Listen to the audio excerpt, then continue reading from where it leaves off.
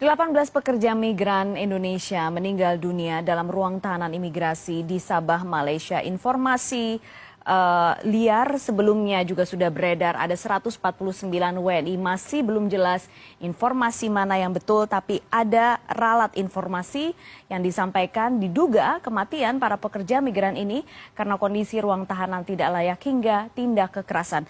Dan sudah bergabung sore hari ini dengan kami untuk berbincang sore ini Kepala Badan Perlindungan Pekerja Migran Indonesia, Kepala BP2MI, Bapak Beni Ramdhani. Pak Beni, selamat sore.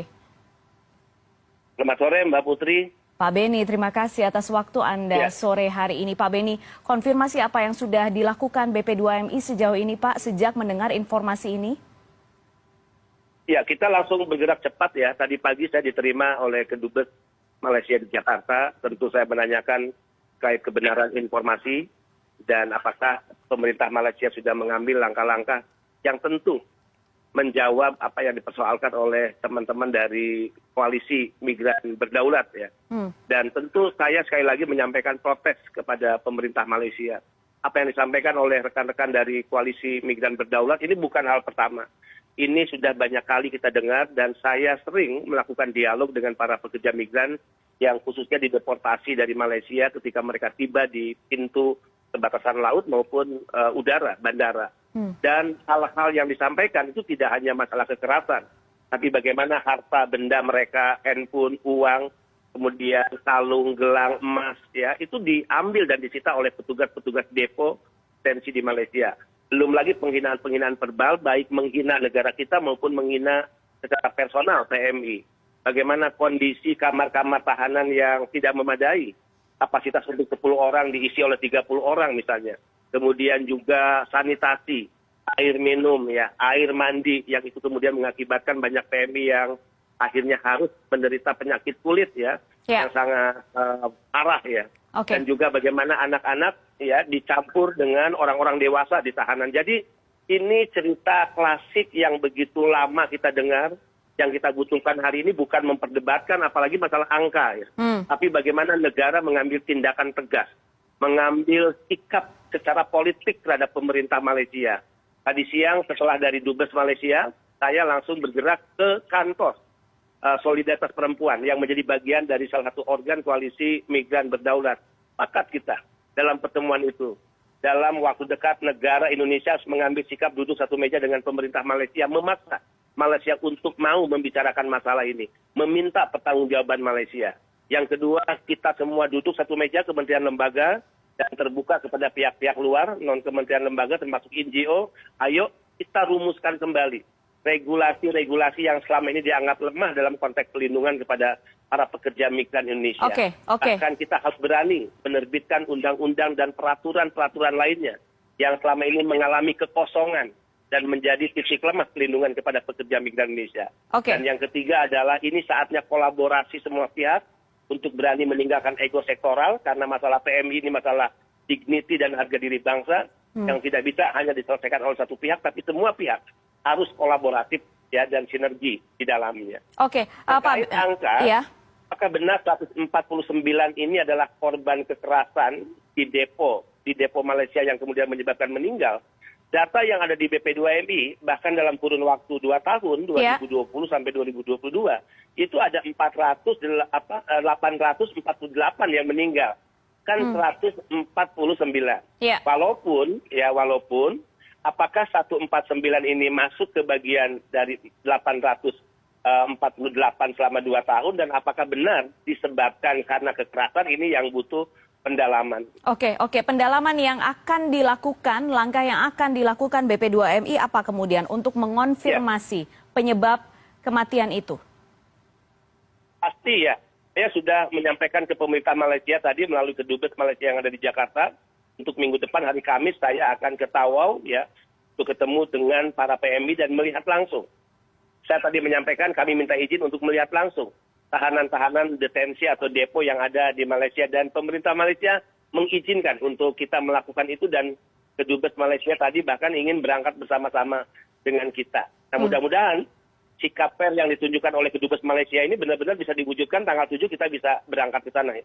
Tapi bisa jadi apa yang Anda akan lihat nanti tanggal 7 kemudian sudah disiapkan sedemikian rupa. Karena kami juga menerima beberapa gambar, kemudian foto-foto kondisi para deportan,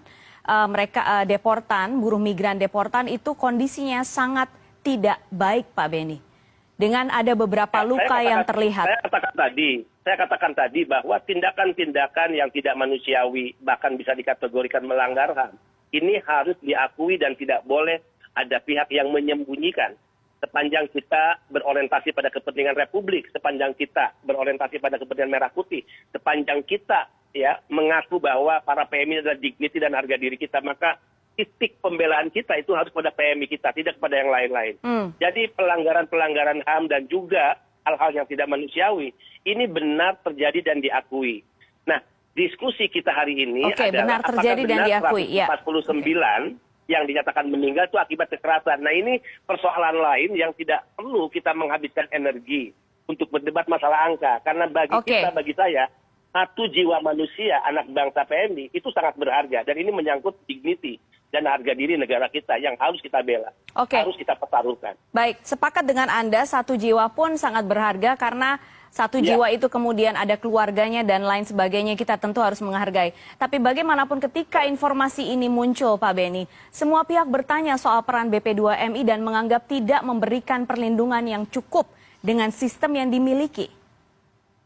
Ya, karena ada kesalahan ya, persepsi publik seolah-olah masalah PMI ini masalah BP2MI. Undang-Undang 18 2017 jelas pembagian tugas. Mana yang menjadi tugas Kemlu, mana yang menjadi tugas Kemnaker, dan mana yang menjadi tugas BP2MI. Dalam hal pelindungan kepada warga negara Indonesia, siapapun mereka, PMI di dalamnya ketika mereka berada di luar negeri, itu tanggung jawab sepenuhnya dari perwakilan Republik Indonesia. Kami, BP2MI, mengambil alih tanggung jawab ketika mereka dideportasi, dipulangkan ke tanah air, dan tiba ya di wilayah negara kesatuan Republik Indonesia, maka tanggung jawab itu diambil alih oleh BP2MI. Untuk BP2MI mengembalikan ke kampung halaman. Kalau yang sakit dirujuk ke rumah sakit dan dibiayai sepenuhnya oleh BP2MI. Dan yang meninggal disiapkan ambulan, dijemput di pelabuhan, dijemput di bandara, dan itu diantar ke kampung halaman. Disitulah tanggung jawab BP2MI. Jadi ini saya ingin meluruskan persepsi yang keliru tadi. Ya. Oke. Karena bagaimanapun persepsi keliru itu tidak hanya satu atau dua orang. Bahkan ada anggota DPR yang kemudian juga meminta bahkan dibuat satgas karena menilai ada lembaga yang mengurusi pekerja migran Indonesia dinilai tidak bisa bekerja dengan baik dan tidak bisa melindungi pekerja Indonesia. Perlukah satgas menurut Anda? Secara spesifik Pak Dasko tadi tidak menyebut BP2MI. Saya yakin Pak Dasko tahu persis ya mandat Polri undang-undang kepada siapa terkait pelindungan PMI selama mereka berada di luar negeri. Perlukah ada satgas menurut Anda, Pak Beni? Sebetulnya atau yang kita miliki sekarang ini sudah cukup. Sebenarnya tinggal koordinasi saja. Sebetulnya kementerian lembaga yang sudah mendapatkan mandat undang-undang itu sudah sangat cukup untuk menjalankan tugasnya secara benar. Yang paling penting adalah kemauan politik. Misalnya kalau bicara Satgas Pelindungan. Karena kalau bicara mereka PMI ya yang dulu dinyatakan undocumented, yang dulu dinyatakan unprocedural. Persoalannya adalah persoalan di hulu. Bagaimana semua pihak sepakat untuk melakukan pencegahan secara serius sebelum mereka berangkat ke negara-negara penempatan yang diberangkatkan secara tidak resmi. Nah, kalau ini dijalankan secara baik dan fungsi Satgas TPPO berjalan secara benar penuh dengan komitmen, saya pikir apa yang terjadi di Malaysia dan negara-negara lain yang lebih banyak bahkan secara persentase 90% dialami oleh mereka yang dulu berangkat tidak resmi, ini tidak akan terjadi. Jadi ini hanya masalah komitmen dan kemauan politik menurut saya. Jadi menurut Anda sistem yang sekarang menurut Anda sudah baik dan semestinya bisa berjalan gitu ya? Ada tugas dan mandat yang diberikan undang-undang kepada masing-masing pihak kementerian lembaga, tinggal bagaimana kementerian lembaga atas dasar komitmen kepada kepentingan negara Merah Putih ini dijalankan secara benar. Yang kedua, kalau kita mengalami kekosongan regulasi dalam hal-hal pelindungan, yang dibutuhkan penguatan itu tinggal dibuat. Ya. Untuk membutuhkan duduk satu meja semua pihak. Dan yang paling penting, ego sektoral yang masih nampak di kementerian lembaga dalam hal penanganan PMI, tata kelola